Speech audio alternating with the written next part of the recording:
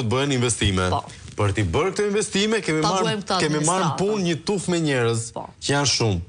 Tashi, ne i paguajmë edhe rrogat e këtyre njerëzve. I paguajmë, edhe këtu jemi shumë mirë, me përqindje 85%, vetëm këtë vit, pra 2025 ka shkuar 76%, për këto shpenzimet kapitale.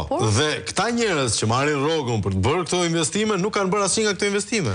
Kanë përqindjen pra 85%, 80% e pagave, për 35% po themi të atyre që do duhet ishin investimet për mua. A nuk do duhet na kishin kthyer lekët mbrapsht me këtë arsye? Ktu ka edhe një problematik tjetër të cilët e kam hasur dhe në kuvend. Mos gaboj, edhe zoti Braçe e ka ngritur nga majoranca, ndërkohë që opozita patjetër. Çfarë ndodh me pjesën e buxhetit të cilët nuk shpenzohet? Se ne do ta shohim 2023 gjithsesi, edhe pse ka patur një shifër më të lartë, gjithsesi nuk ka kaluar 70%, që gjithmonë mbetej një 30%, i cili është një shumë e konsiderueshme. Në këtë buxhetin e majm, sepse Bashkia e Tiranës ka buxhet çdo vit më shumë në rritje, shtohet edhe rrugës, ndryshe nga ai që miratohet, pastaj në Këshilli Bashkiak se thuhet që ka nevojë për shtime, dhe ndërkohë që nuk e dim çfarë ndodh me atë që ngelet e pa shfrytzuar.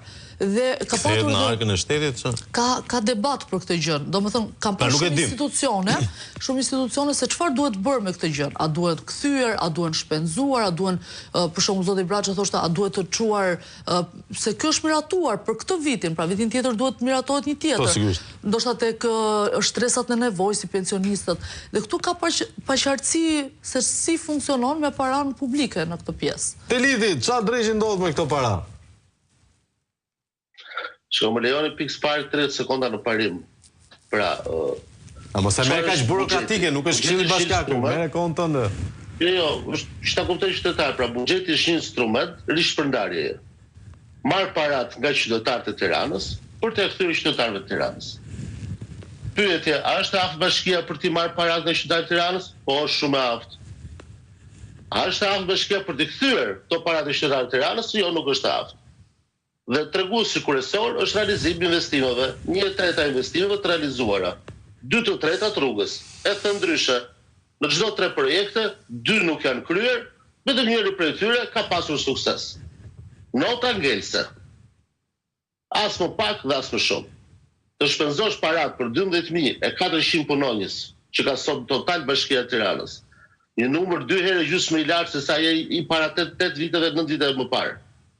Dhe të arrish sot që ti jesh në treguesin në realizimit të investimeve më të ultin që ke pasur në historikun 30 vjeçar, me thënë drejtën, është diçka e cila është tërësisht jashtë çdo standardi, por për më tepër skandaloze. Pse nisa në çështën e çfarë do të thonë skandaloze? Pse është skandaloze? Kot për kuriozitet tani ta kuptojmë pak.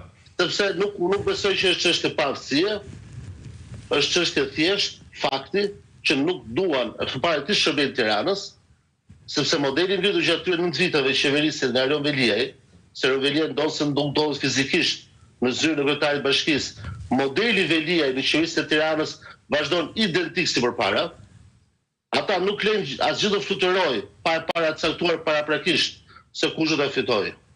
Dhe viti i kaluar, viti 2025, ata mullitë e menaxhimit të brendshëm të bashkisë Tiranës, kush nuk dihet se kush është kryetari, që ka shumë në kryetar, bashkëkryetar, ministra përgjegjës, kryeministri që futuar në menaxhimin e punëve të Tiranës, ajo që është parë në fund fare është që gjithë pasojat e keq menaxhimit kanë shkuar tërësisht në kurriz të investimeve publike.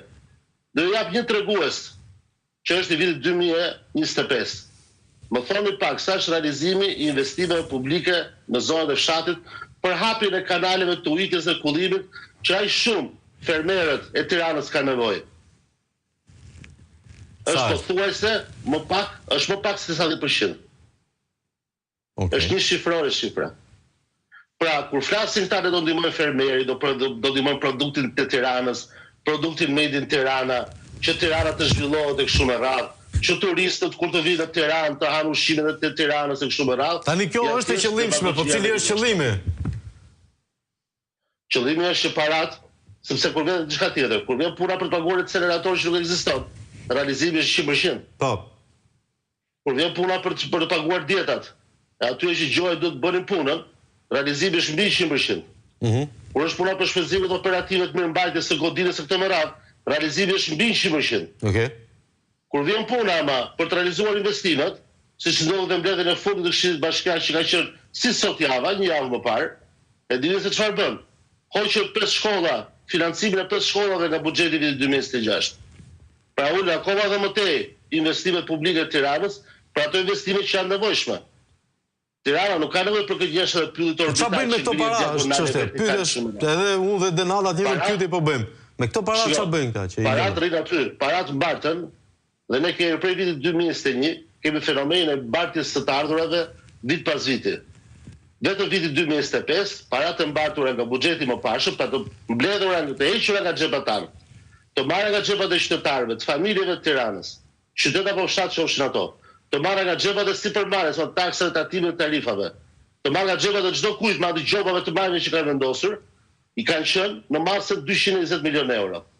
Flejnë aty në buxhetin e Tiranës, rrinë aty në llogari, nuk i shpenzojnë, janë para që na mungojnë ne qytetarëve për të fjetur gjumë në arkën e bashkisë drejtuar nga modeli Rënvelis. Teliti, po e perifrazoj pyetjen time, po e bëj më të thjeshtë edhe për ata që më ndjekin. Apo lihen ato para aty derisa një moment më i volitshëm për të investuar apo për të vjedh të vi?